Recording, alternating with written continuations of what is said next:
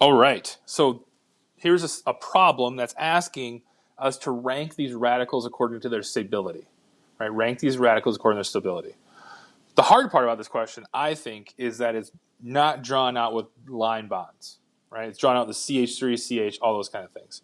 So the first thing I would do is number these carbons. Right? Yes. So number the carbons, and then this is actually 2 carbons. So this would be 4 and 5. 1, 2, 3, 4, and 5. 1, 2, 3, 4, and 5. 1, 2, 3, 4, and 5. Number those carbons. So now let's see if I can draw the line bonds. I have a carbon there. Let's see if I did this right. Carbon 1, carbon 2, 3, 4, 5. You need to be able to do this. If you have trouble with this, that's okay, but you got to practice this then. This is something we should have gotten a long time ago. Okay? So I can do these kind of quick.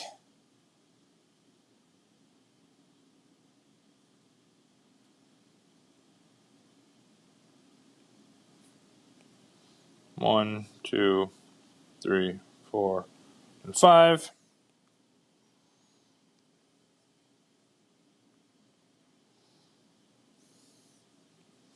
One, 2, 3, 4, 5. And 1, 2, 3, 4, 5.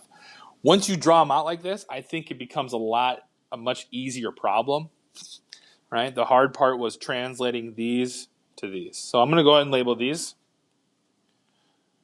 I'll label this one A, B, C, and D. And let's take a second to look at these and see if you can rank these from most stable to least stable. So we'll say this side will be most stable, and over here will be least stable. See if we can take some time. So take a second and see if you can do that. All right, so looking at these, usually we have these ranking things. I always try to get the outside, right? Get the extremes on either end. So looking at these, if we label these, this one is a secondary radical. This is a primary allylic radical. This is a tertiary radical. This is a primary radical. So you have these 4 things. And if you're ever wondering, of course, right, we treat these like carbocations. So the least stable one, of course, is going to be D, right, the primary one. The most stable one is actually going to be B, right, because of resonance, right? What are the ways to stabilize radicals? Hyperconjugation, pi bond resonance, lone pair resonance. Resonance wins. And then between C and A, tertiary versus secondary, that's more about hyperconjugation, and that's more substituted, so that'd be C and then A, right? So again, the hard part, translating these to these kind of structures, and then remembering ways to stabilize carbocations, or not carbocations, radicals. Hyperconjugation, pi bond resonance, lone pair resonance. Pi bond resonance is better than hyperconjugation. All right, so we have an allylic alkene, an alkene, with HBr in the presence of peroxides. So this is a radical reaction, right? We see the peroxides, we know it's a radical reaction. What we know is when we have these two, what happens is what? We get the anti-Markovnikov product, which is just a fancy way of saying the bromine adds to the less substituted carbon, which is different. If the peroxides wasn't here, the bromine would add to the more substituted carbon. We go through a carbocation. Right? What this question asks is, they show a bunch of reaction steps, and then they want you to label what they are. Now, if I'm going to label steps, I think I've gone through this mechanism, but what I want to do now is actually just talk about the steps and what's going on in each step. An initiation step is when a new radical is formed. This is my definition. So you get 2 RO. That's what I think is the initiation step for this reaction. However, in our homework, they're also calling this an initiation step. So to get the credit, you need to do this, even though I'm saying it's wrong. So everybody listen, look at me. I don't think this is an initiation step. They're saying it is. We're going to split hairs here, I guess. So they're also calling this an initiation step.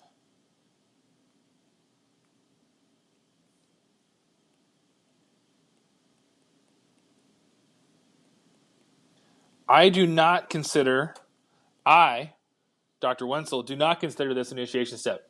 Why? Because what is an initiation? Initiation is when you have non-radicals that become radicals.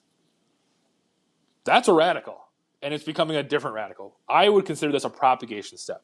However, in your homework, they're calling this initiation. So I'm going to try to go back in and fix the problem.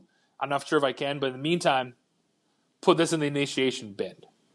Right? So initiation for me is when you start with non-radicals and make radicals. This is actually a propagation. Right? I call that a propagation, where a radical forms another radical. Alternatively, right? Propagation, radical forms a new radical. Initiation, non-radicals form radicals. And the other step you can do in these things is called a termination.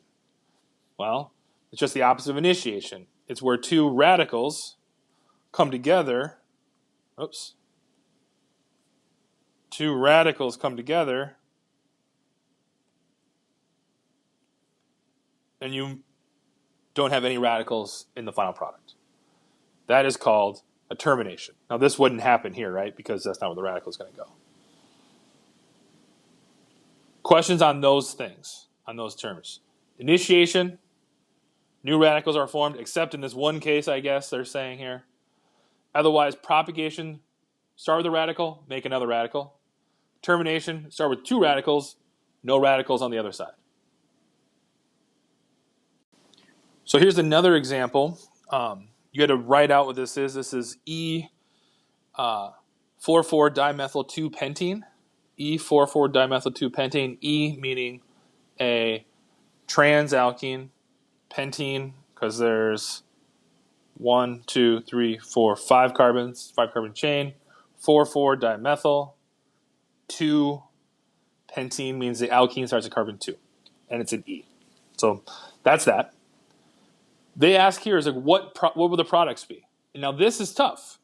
It's not tough, but it's different because you're used to seeing these HBr and peroxides and seeing an alkene that has different substitution on either side, right? That one part of the alkene, you're used to seeing something maybe like this, where, okay, if I had this alkene, carbon 1 and carbon 2, I know carbon 1 is more substituted. So if I put a radical on carbon 2, right, I'd end up with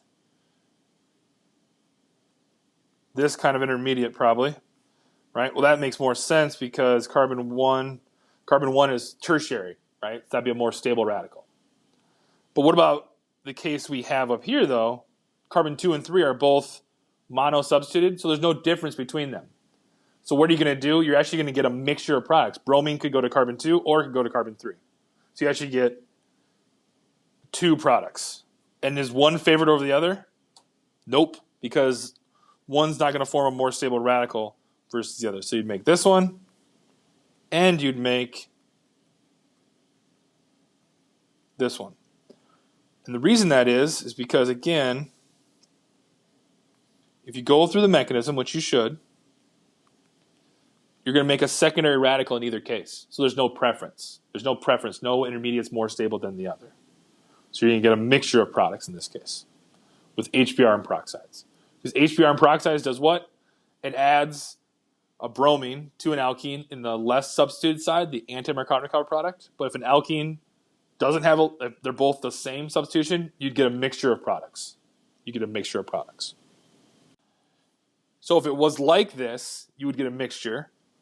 But the moment I do this, put an extra carbon on 2, right? Then which one becomes the major product? Then this one becomes the major product, right? So if it was the same, you would get a mixture, 50-50 mixture. If one carbon all of a sudden has an extra, if one of these is more substituted, this will be your major product. So we've been talking about radicals. Let's talk about some resonance forms to radicals and how those work. And because we're using radicals, we're only moving one electron at a time, so it's going to be a little different. So same rules apply. Since radicals are sp2 hybridized, they're going to be going through a p orbital system. So we're breaking pi bonds, removing lone pairs. But for radicals, since we're moving one at a time, it's going to take 3 arrows to do that. So what happened there was this pi bond broke. One of the electrons went to carbon 3. One of these, the other electron went between carbon 2 and 1, where this radical electron from carbon 1 went as well, and that's going to form a new pi bond there. So net, what happened?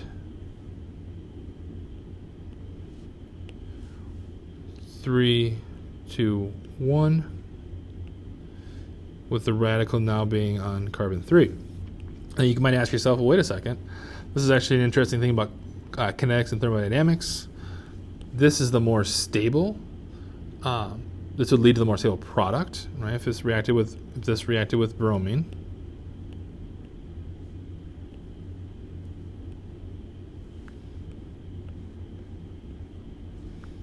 Now, why is this the more stable product? It's the more stable product because there's the more substituted alkene. That's, of course, from Zaitsev's rule. Right? This other one, I'm going to redraw it just so it's clearer.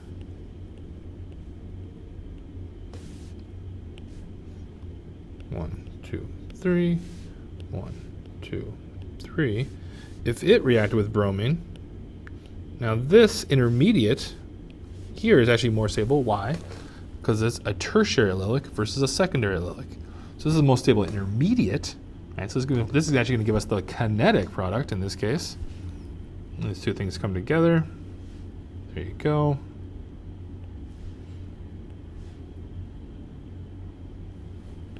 So it's a similar case that we did with carbocations, but now it's with radicals.